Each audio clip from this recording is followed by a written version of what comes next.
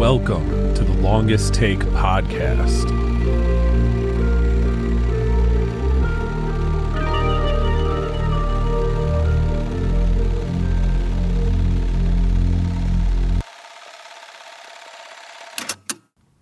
Thank you for tuning in to the Longest Take podcast. In today's episode, we are joined by Diego Osorio of Osorio Film Productions. Recently, Diego has released a short film, which is a prequel to his prior short film called Fang. The new one is called Encounter Fang, which is a very interesting blend of sci-fi and horror elements, and sprinkle in a little bit of vampirism. Please welcome Diego to today's episode. All right, so first things first, what are your top 5 favorite movies? Top 5 favorite movies. So in no particular order, I'd go with The Dark Knight, of course, Spider-Man 2, District 9, Wreck, and then Donnie Darko. Oh wow, Wreck. That's I haven't heard that one yet. Some found footage there. The the quarantine and Wreck. Yeah. Yeah, well, I remember just watching it for the first time, and I was just blown away. I was just like, oh my god, this is like amazing, and it was just so intense, and for it to take place pretty much in one location there, and I thought the characters were interesting, and just a lot of stakes and emotions going on, and even just the whole entire franchise going into like the second film and everything, and just the Scream Factory box set that they have for it is really cool. That I have, it's really well designed. It's like, ooh man, they did well with that one. Yeah, I gotta cop that one because I love when they do like the nice box art and like the really cool collections and stuff. But I think the cool thing about Wreck is that we had Blair Witch Project and we had some other found footage. Was it before or after Cloverfield? Do you remember? Might have been around the same time. Yeah, I think Wreck came out like a year before Cloverfield. Yeah, because I think that's one thing that I noticed about Wreck is we were getting found footage again, but it was like, stuff was happening. The big thing with Blair Witch Project was, great movie, not to fault it, but, a lot of it's left up to your imagination on what happens. A lot of it's ambiguous, so I really appreciate that with Wreck. I'm glad you said The Dark Knight. Myself included, I usually try not to say that, even though it is like a top 5 movie for me. I just don't like sounding basic, but I will absolutely say it's definitely a top 5 or a top 4 for me. Absolutely. Like on Letterboxd, I think what I do is I'll switch it out with Interstellar depending on my mood. I gotta have one Nolan movie, and it's gonna be one of those two. That's how it is for me. Exactly. Yeah, but yeah, that's awesome. Great list there. So, what's your origin story when it comes to filmmaking?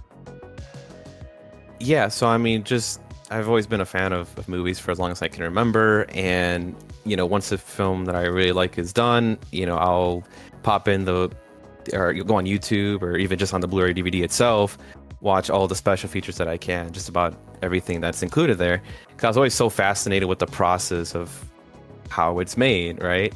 From pre-production, production, post-production, premiere, you name it.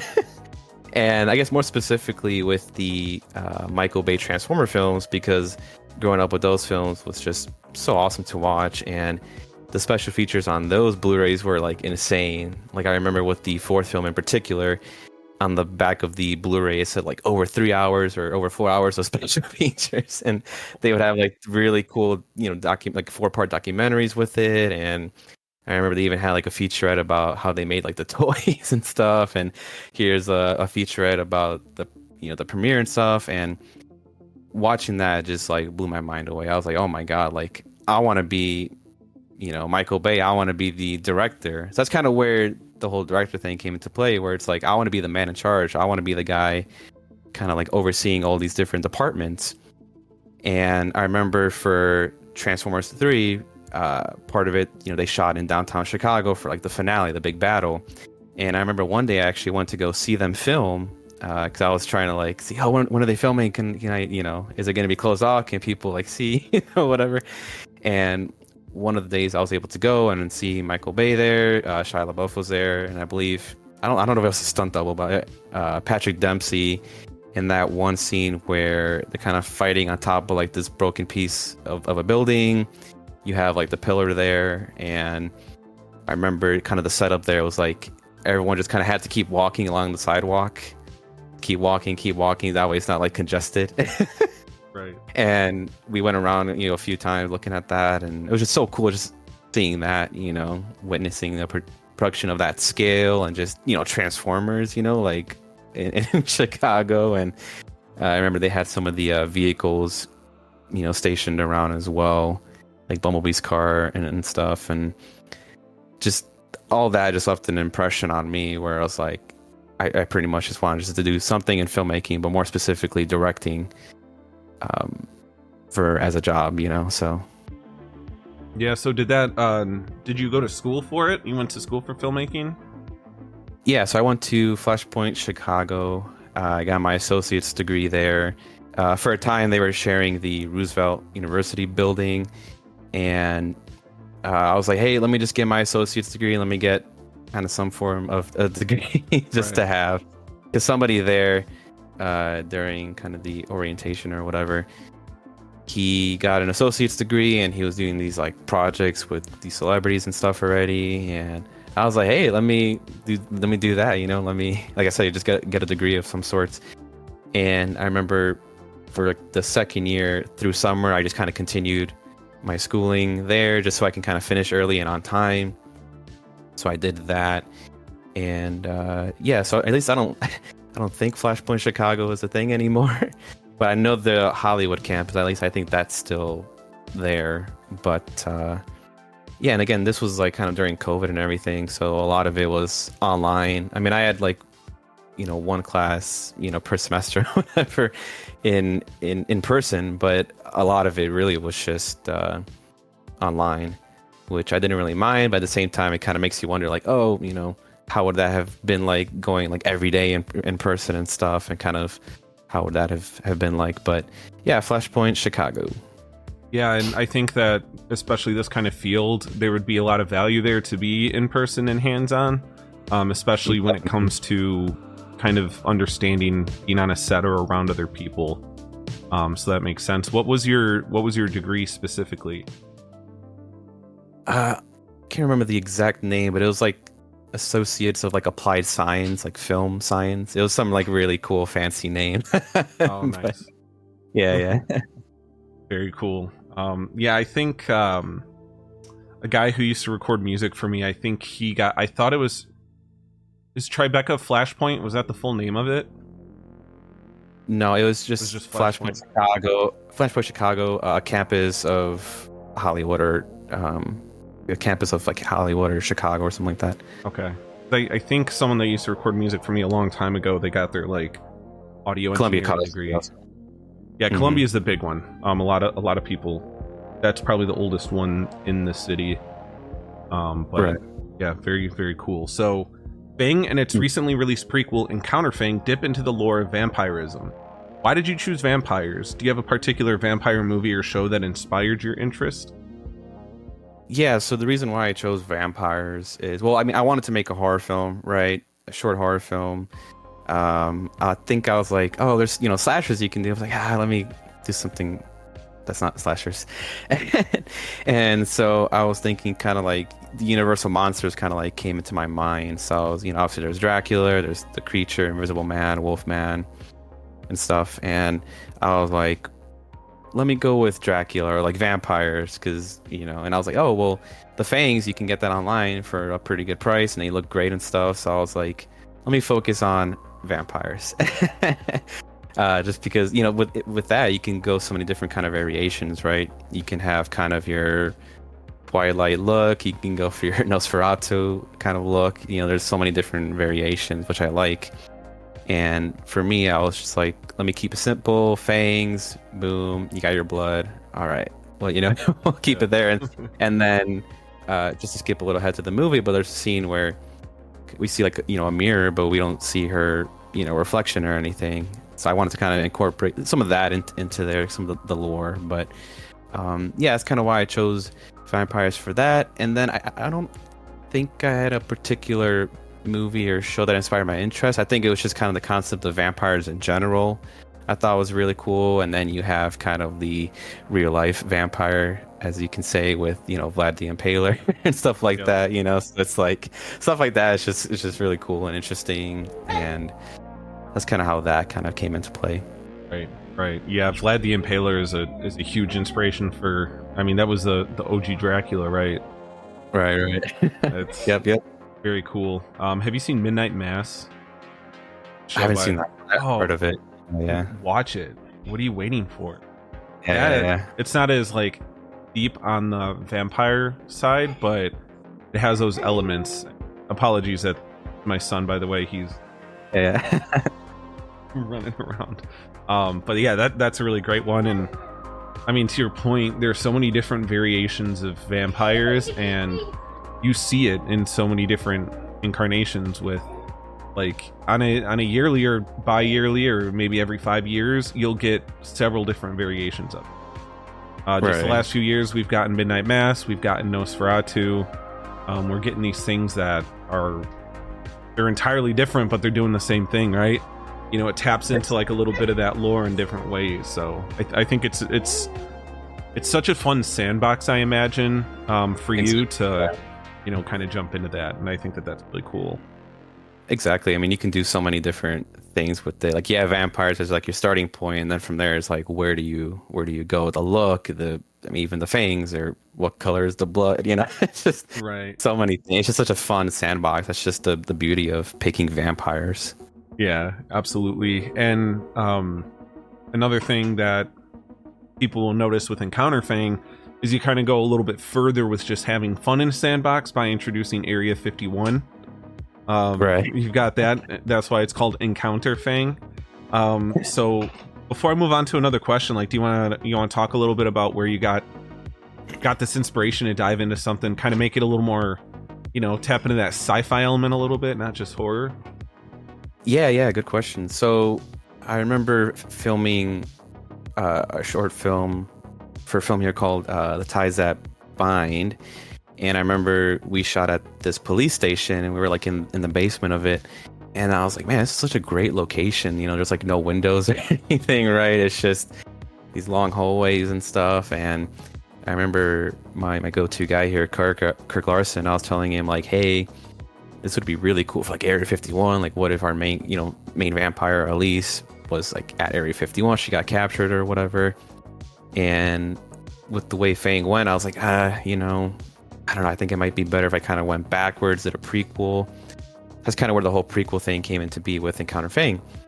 And I was like, man, it'd be cool to introduce, with Area 51, of course, aliens and stuff. And I was just like, man, how cool would that be, just to go crazy and just throw Area 51 here into the mix, And it was just so much fun kind of writing kind of those scenes and kind of introducing this, as you said, this kind of sci-fi element into with Area 51 and aliens. And I wanted to throw in an alien, kind of like an autopsy scene going on there with an alien there in Encounter Fang, just to kind of help clarify we are in Area 51. Like, hey, here's an alien, being dissected and all kinds of gross things happening with that, because with Fang and Encounter Fang and future films going forward, like, I want to bring something unique and just something crazy and fresh to all these different films.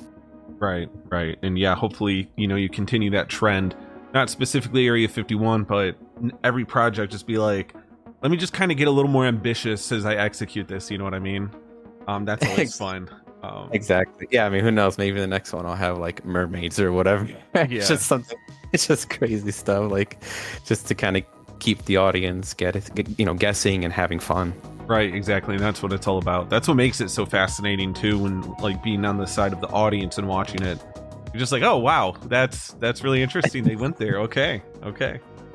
Yeah, that's the beauty of indie filmmaking. It's just you can do basically whatever, and just have fun with it, really, at the end of the day. Exactly, and that's the important part too. So you've done a lot of on-set work, production assistant, script supervisor, slate, which I know is your favorite thing to do. boom operator, and even cinematography for your own projects. Which is your favorite to do on set? And are you partial to behind the camera or acting? Because you've also acted in projects as well. Right. So for your kind of first question there, I mean, just about everything you've listed there I like, except Boom. I'm not the biggest fan of Boom. But yeah, I mean, just, because I started off kind of with PA there, and PA is fun because you get to do, you kind of dip your hands into everything. Like, hey, move this light, or hey, I remember one time I went to go grab the food, right? Or even, hey, can you get the slate for somebody, or kind of combine that. I would do slating too, and that was pretty fun as well. Just kind of going in there and being in front of the camera and being close to like the director and all the crew and stuff. And recently kind of dipping more into script supervisor. That's always fun as well. Kind of keeping track of the dialogue and the directions and kind of making sure, hey, did we miss something? Did someone say something different? Just kind of going to the director and clarifying and asking them like, hey, is this good? Did you want to include this line, etc., etc.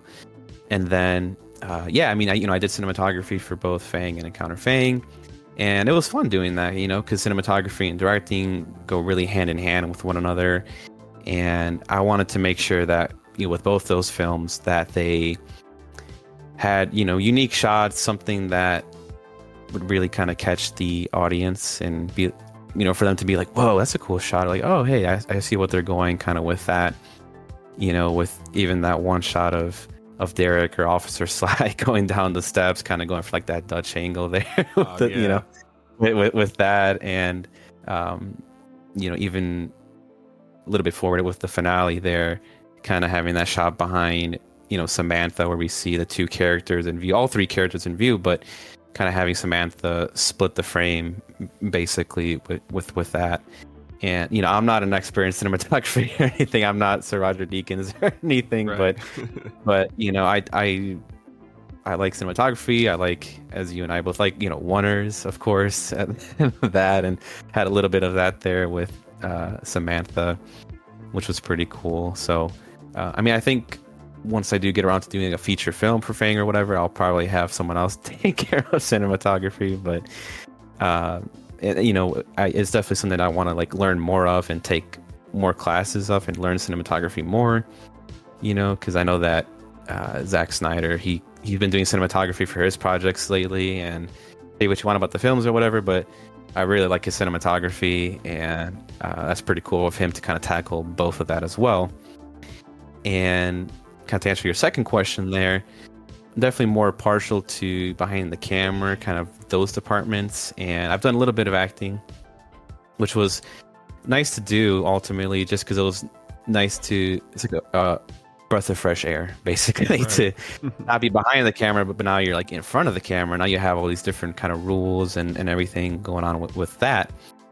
And I think going forward, doing small roles like this would be fine, and some cameos here and there, because in Fang I name dropped myself, Diego, and going forward I would like to kind of put myself physically, and I'll do a different name for my character, of course, but stuff like that, cameos and whatnot would be great to keep doing. Yeah, it's just fun to like take a break, take a breather, and hop into that other side of filmmaking.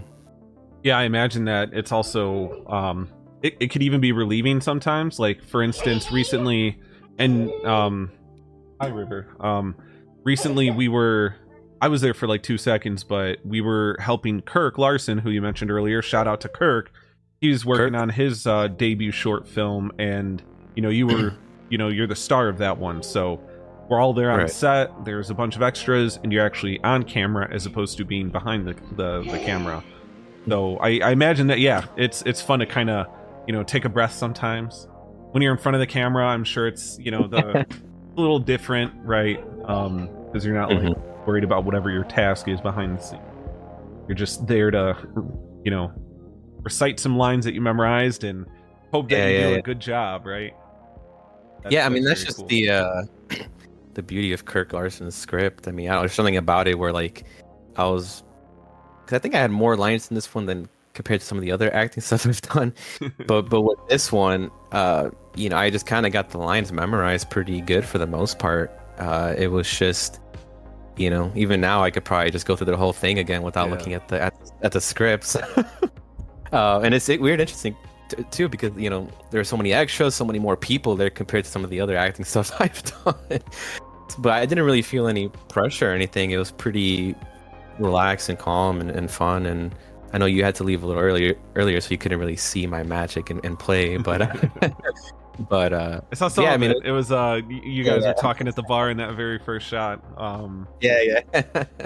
And you know, also, you know, having character directing too helps, and you know, having some other familiar faces there really helps too, of course, right? Because you know, you can kind of lean back on them for support, if anything. Shout out to Chivis, because that's basically what it is. It's the Chivis family, right? That's everybody who is on that, and you've been working with them for a while, so I'm sure that definitely helps. Basically since January 2023. Yeah. Yeah, because I was whispering the bottle there, but yeah. And I wanted to get this out of the way because you mentioned it. Oneers, really quick. What's your favorite oneer? Ooh, man. Or just one that you just love a lot? Just. Ooh, man. I think, you know, anything in just about. I mean, let's talk Old Boy, right? For example, Old Boy with that classic, you know, hallway shot there with the fight and you know the hammer and stuff. That's a classic right there. The way that was filmed. I know that's definitely up there for sure. And then I think even in the Raid 2, where there was kind of the car chase kind of sequence there, where they're, at least in the BTS, it was really cool when they're like passing the camera to like one another, and there's that whole kind of fight scene going on. So yeah, I mean, just stuff like that. It's just really cool. Like I like when filmmakers let the camera breathe and they're not cutting constantly. And I mean, sometimes hey, you need the constant cuts, I guess, but like, you know, when you can have a oneer in there, it's like, oh man, it's just so cool. You know, that's something that I want to incorporate more and more into my filmmaking, is more oneers, because I just love that as well. you better. Especially if I ever help out, there better be a oneer. I'm gonna start having a contract for myself where I'm not doing this unless we got a oneer. You know, but no, it's cool with when action sequences, like you said. I mean, when they do oneers, it's even more impressive because there's choreography that you're dealing with. There's a lot of things, a lot of variables that you want to make sure you get it right, and they can go wrong. And I really appreciate the Extraction movies, because the oneers they do in those movies are really solid too. Oh yeah, no, it's amazing. I always look forward to those, you know, films with the Extraction and Extraction 3 whenever that comes out. But sorry for more oneers in that one. Yeah. And I can't believe we'll probably get an Extraction 3 before the Raid 3. It really hurts my heart. Raid 3, come on. I know. One more. Give us a trilogy. Yeah, I wish. I feel the fact that he won't do it, I feel like actual people died while making those movies, because how insane those set pieces are. I'm like, all right, someone had to have died from this scene or that scene, because there's so much going on and like so much carnage. So that's why he can't do a third one, because he's like, all right, I can't get away with this anymore. So right. Did you see Havoc yet? I saw Havoc. Yeah. I wish he incorporated more from what he learned on the Raid movies with that one, though. Fortunately. Right. But yeah, no, I mean, I was just glad just to see another Gareth film, you know, because I know that particular film was in production for quite a while. Dude, I'm pretty sure it finished filming years ago, at least a couple years ago. Yeah, I remember seeing like behind the scenes pics of it, and just it being on like IMDb and stuff, like the longest time. It was just like Havoc release, you know, and then finally we got a release date, and then finally it came out on Netflix there. But yeah, I was waiting for that one. I was like, man, when is this thing coming out? Right, and I think that's why I was a little disappointed in it, because it was such a long wait, and for there to be the things that I didn't like about it, I think that's why I was like, you should have just did the Raid 3. Film it in America if you want, like you did this one, but just give us more. But the shaky cam threw me off, because he didn't use that much shaky cam in some sequences. He'll utilize a shake in the Raid movies, but Havoc, it's like he really doubled down on it, and that was distracting to me. Not to make this all about the filming of Havoc, but yeah, sorry guys for splitting it up into a Havoc podcast. This is a Havoc movie review. Exactly. But I still love him. He's one of my favorite action directors. You know, he's made two of the best action movies of all time for me. Mm-hmm. Yeah, I mean, especially the finale with Havoc. Like, Jesus Christ, someone's just like insane and ridiculous. Like, dude, just tearing up the cabin and everything. And I was like, oh my. Yeah, it was just cool to see Tom Hardy and kind of enter Gareth's kind of world, which I thought was pretty cool there with the casting of that. Yeah, because the physicality that Gareth brings in his, you know, his talent. You know, Tom Hardy was down for that. Tom Hardy, I think, loves being able to be like, because you see how he performs even as Eddie Brock in Venom. There's like a physicality to that performance. I think Tom Hardy really likes to just, you know, get into it, like really get into it physically, and he had that opportunity in Havoc. So, good stuff. I can't wait to see what he has next. Hopefully, it's shorter for it to come out, shorter amount of time. Yeah. But we'll see. So this is kind of related to that, but. And I mean, this does go back to your top 5 because those are all what I would say. I mean, you can't say objectively good movies, but you know, like The Dark Knight, for instance, there are movies that have both audience and critic rave reviews that you could almost say objectively, like, you can't call this a bad movie. You know what I mean? Right. So kind of with that in mind, what are the ingredients to making a good film? And how do you consider these elements when you're writing a project? Yeah, I mean, I think just starting off from the beginning, like having a great opening, right? I mean, like with The Dark Knight and kind of the bank sequence there, and then just ending it off, right? Like in The Dark Knight, or, you know, going into Wreck, right? Another one of my favorites here, opening up with the main character. She's talking, this kind of news report and everything. And then with the finale, with what happens there, you're like, whoa, what the hell?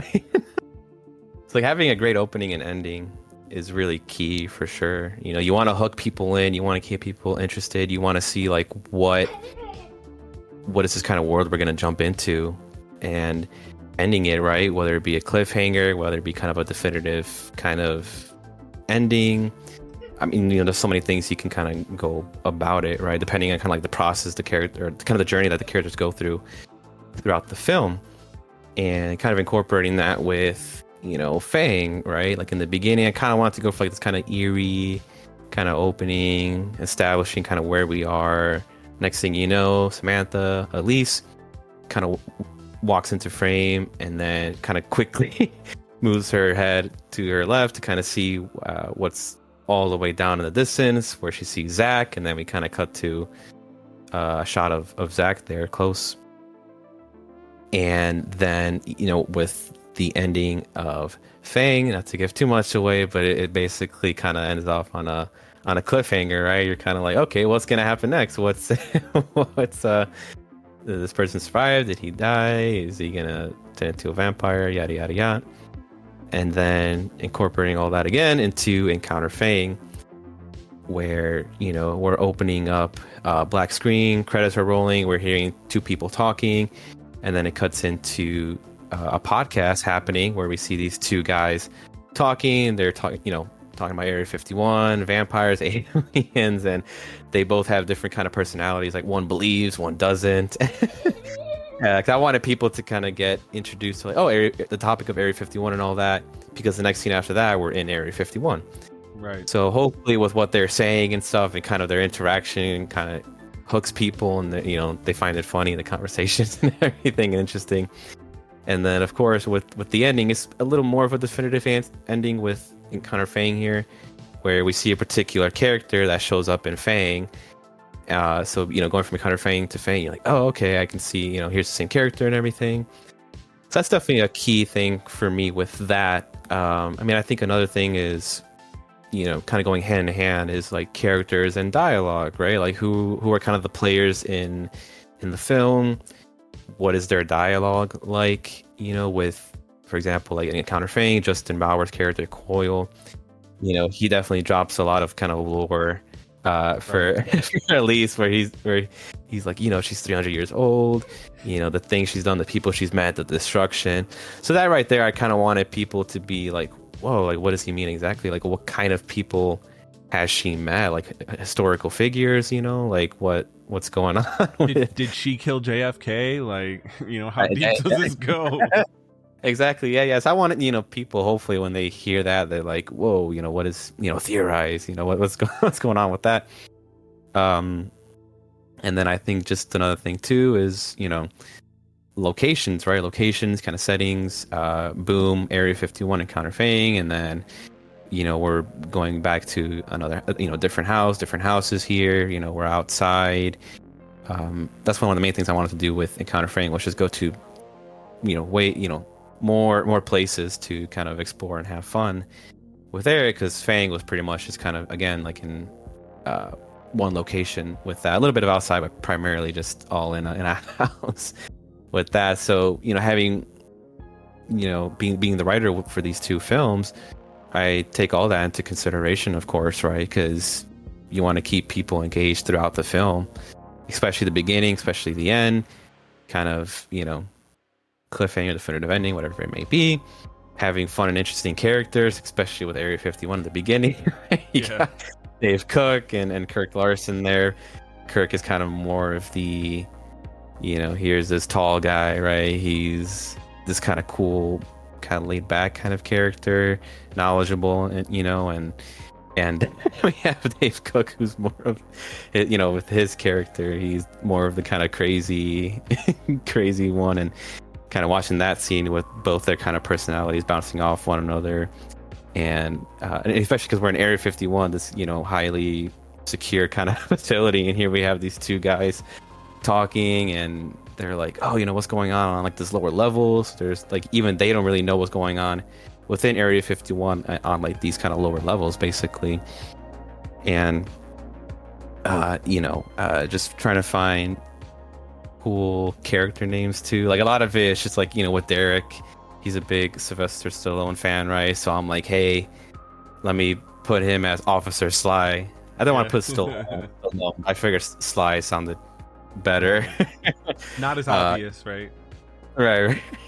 I mean, granted, he doesn't say his name or anything in the film, but just stuff like that kind of, I'm already picturing like the names of everything, and dialogue too, again, just dropping cool lore here and there throughout the film, especially with Encounter Fang. I wanted to go kind of deeper, a little bit deeper with that, and with the unseen monster who Kirk played in Fang, and kind of expand on his character more and stuff. And really, ultimately, it's just combining all that to make something unique and fresh, and just try to do something that, people will be like, oh, I haven't seen that before, Right, and that's important. And I think, so a couple things. The first thing is, the way that you kind of talk about how exposition is done in at least in Encounter Fang.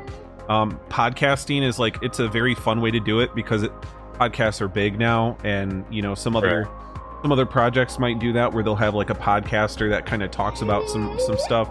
And that's a fun way to introduce the next film, where it's like, because like I said, there's a relatability to that, because podcasts are the thing now.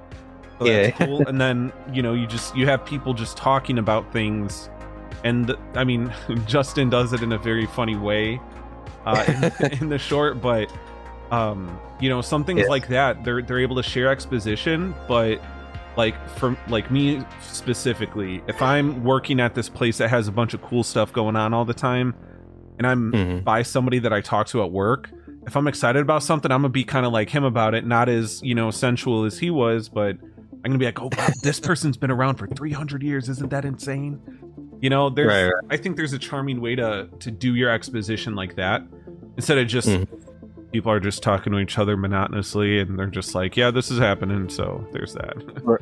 Exactly. Yeah. And I mean, yeah, I mean, thank you. I mean, with the podcast, originally I had a different kind of opening. I was gonna open it up with like actual real like news footage about Area 51, different news station covering, like just finding something on YouTube. And then I was like, oh, well, that I'll probably have to get permission, or I'll have to go through that kind of whole process, whatever. And then ultimately I landed on like, hey, for Jake Doherty and Jonathan Mueller, like, hey, can you guys do this podcast scene for me. One of you guys are kind of the believer, and the other one's the non-believer. And I basically kind of gave them an outline of kind of like what to say, kind of what to bring up in your scene there. But all that dialogue was pretty much improv. Like that was just all of them, just kind of going back and forth. And then Bobby Thompson, who did the editing for the film, he kind of cut it all together. And I'm definitely glad I went with that route, just because it's just so funny, and it's just having those guys there, and having them talk so much. Exposition makes sense because it's like, hey, they're podcasts, right? That's what they do. They're talking, know. So it's kind of cool just to open it up with them, and just having their improv dialogue take over is just really fun for that opening there. Absolutely. And a big thing about that is, if you did just the news channels, if you just created your own news broadcast, think of how many movies have done that already, right? We have a lot of that where it's like they utilize a news broadcast to convey what's going on. And like I said, the podcasting, it's like it allows them to feel like people instead of just like some headline on a news station with a reporter. It's a little more charming like that. So that's always exactly. And speaking of, and this could be like from a directing standpoint, maybe even an acting standpoint, but kind of what does your dream project look like? And I would say, from the directing perspective, just like a star that you would like to direct one day, or even just like a type of movie that you want to make. Just, those two ingredients, kind of what would you be looking for? Yeah, I mean, if I had to pick kind of, I would love to do like an original, horror film or original sci-fi film. It's just like, it's tough. It's one of those two. But with that, I would love to work with Charlton Copley, who played Wickes in District 9. I've seen just about all of his films, and I just love, like, he's just so good and such a versatile kind of actor, and I would love to work with him. That'd be like my ultimate dream, is to direct him and just to do a film with him. That'd be, amazing. And I mean, I guess in that point, I probably want to go maybe more the sci-fi route with him in that case, I guess. but yeah, I mean, I would love to just do something original with him. And then, but if I had to pick, a dream project in the sense of maybe like an established franchise or something, if they're like, hey, here's this established franchise, I would love to direct a film in the Predator franchise or even the Saw franchise. I just love both of those franchises a lot, and especially with what Dan is doing recently with Prey, Killer of Killers, and then we got Badlands coming out here pretty soon. He's done no bad on with those films in my opinion, and I'm really looking forward to Badlands, and I hope he sticks around this universe for a while. But I would love to one day get to direct one of those, a Predator film, or even with the Saw films. I just love kind of the soap opera thing they got going on with those films, and the editing and just the story, the connectivity of those films. And I would love to be there, directing the traps and the people, and everything in those, and kind of being on like the creative side of that, the writing and all that. And I remember I met the director Darren Lynn Bousman at a convention, Saw 2, 3, 4 director, Spiral. And I remember I was like, well, hey man, it'd be cool to one day direct a Saw film. And I think he was just like, yeah man, just keep going what you're doing. And so hopefully one day I can direct a Saw film, and hopefully I can be like, hey Darren, look, I met you at a convention, and I got around to doing that. So established franchises, IPs like wise, right. I do that, but hopefully if I can do original work and stuff, I would love to do original stuff. Yeah, absolutely. And a couple things I wanted to touch on there real quick. So Charlton Copley, I loved him in Monkey Man, but did you see Ted K? Oh, I did. Yeah, I have the Blu-ray for it. Yeah, that was really good. And I was like, kind of blown away. Like, he played Kaczynski, man. That was the Unabomber, right? That was pretty crazy.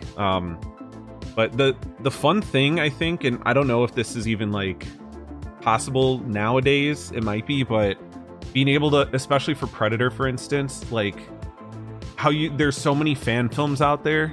Like, is that something that you might want to consider? Like, I guess if you don't want to put too much money into something that's not going to make you any of it, but you know, if you and even some of the Chivis guys got together and were like, let's try to do like a fun little Predator fan film, you know?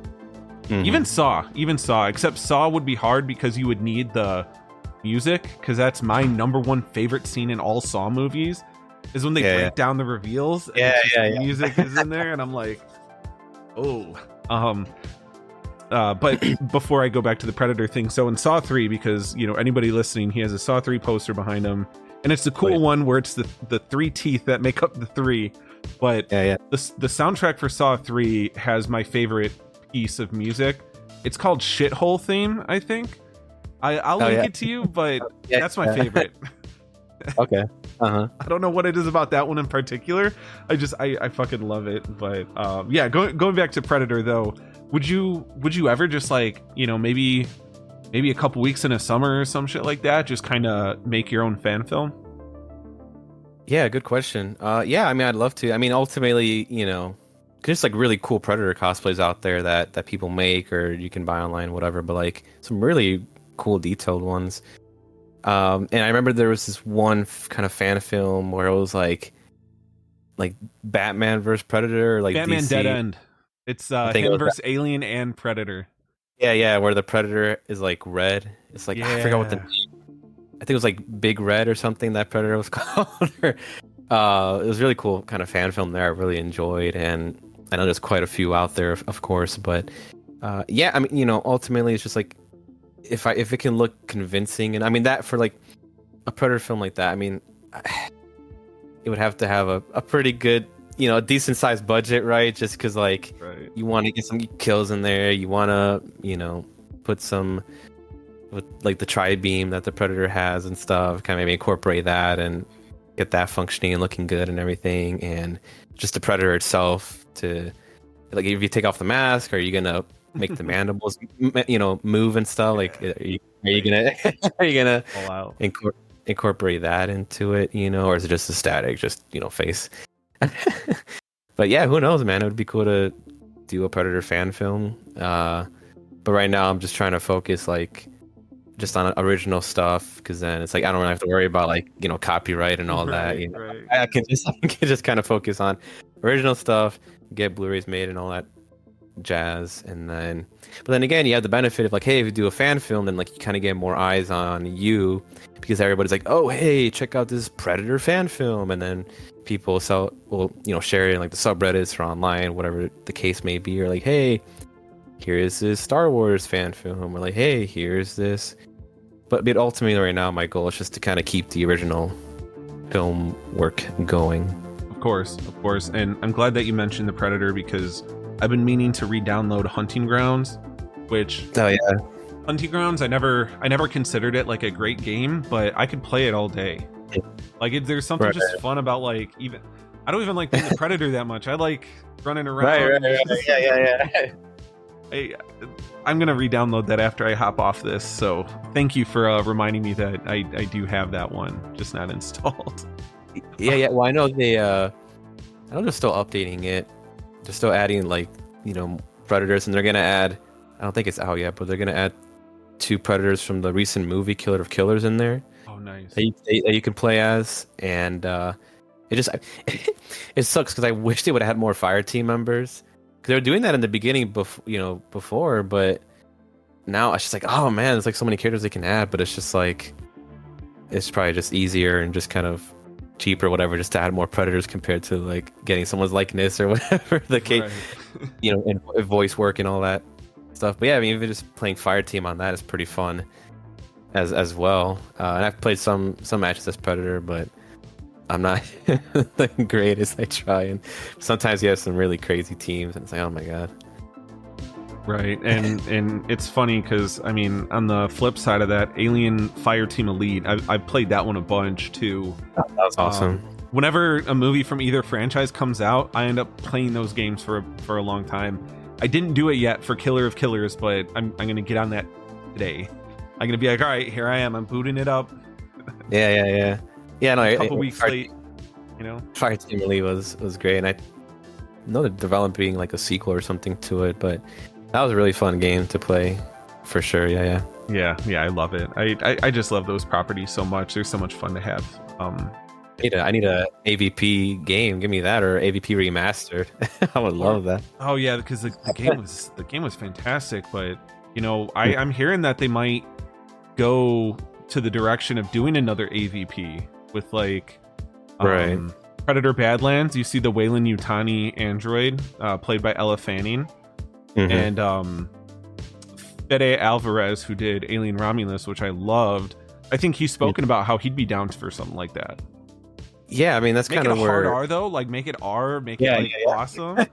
yeah. And let's get the proper AVP going, you know? Yeah, I mean that'd be awesome. Yeah, I mean it seems like these franchises are kind of heading in that direction. I mean, of course, we'll see kind of how Badlands ends and stuff. If there's any like, hey, shit, here's a xenomorph, right? Here's a, but yeah, I mean, hopefully, I can definitely see an AVP film happening sooner rather than later. Let's just say that. Yeah, absolutely. And I like to bookend all of these interviews. I start it and I end it the same way for everybody. So where do you see yourself, whether professionally or personally, in 5 years? Yeah, I mean, I think professionally here, I mean, I think just having made a feature film, whether that be the Fang feature film or even kind of a found footage feature film that I had announced a while back, but having for that to be done already, you know, had a theater premiere and then Blu-rays of it, and just kind of going to conventions, you know, and getting a booth and selling the Blu-ray copies, DVD copies, maybe a VHS limited edition, you know. But that's kind of my goal here next, is to kind of like get a feature film out there and do that. And maybe I would have had in 5 years maybe 2 feature film done. I mean, who knows kind of what I do if I did a found footage film and I did a sequel to it, you know, or maybe something that's not even Fang or found footage film. That's kind of where I'm seeing myself professionally, kind of with that. And just kind of personally, I guess, kind of tying into that, it's just learning more about filmmaking, being more on sets, and just kind of, you know, expanding myself to all of that and learning more about it, which is something that I'm looking forward to. It's just kind of, you know, ultimately just learning more and creating more. Yeah, absolutely. I love that. And obviously I'm going to be here to support whatever. I just don't want to do Slate all the time, so don't have me do Slate all the time if I do help. But we'll throw a oneer in there, so you'll have to. So yeah. If there's a oneer, I'll do anything. I'll scrub toilets, even if we don't have to do that for the film. I'll just do it if you do a oneer, you know. Yeah. Awesome. So, you know, here at the end, you get the floor again, but, you know, plug some socials. Obviously you want to plug that Encounter Fang recently had its YouTube premiere, so, you know, let's go ahead and talk about all that. Yeah, so my YouTube channel is Osorio Film Productions, Osorio Osorio. I have the first Fang film up there, of course, and then recently Encounter Fang up there. And then I also have a playlist of interviews I've done. I did another podcast here with Nico, who played Zach in my films here. And I did another one with JD Entertainment, Jake Doherty. So doing those 2 interviews were fun. So you could check that little mini playlist there. And then once this goes live, I'll make sure to add that in the playlist. And then you can expect to see a behind the scenes video of Encounter Fang on my YouTube channel, probably sometime next week here. Get that in there just so you can kind of see a little bit of the action going on behind the scenes. And then you can find me on Facebook as well, Diego Osorio. Check me out on there. I got a black and white photo right now, so hopefully that can be easy to spot, but I am on there. I'm sure Sean here will plug my Facebook and everything down there. All the links.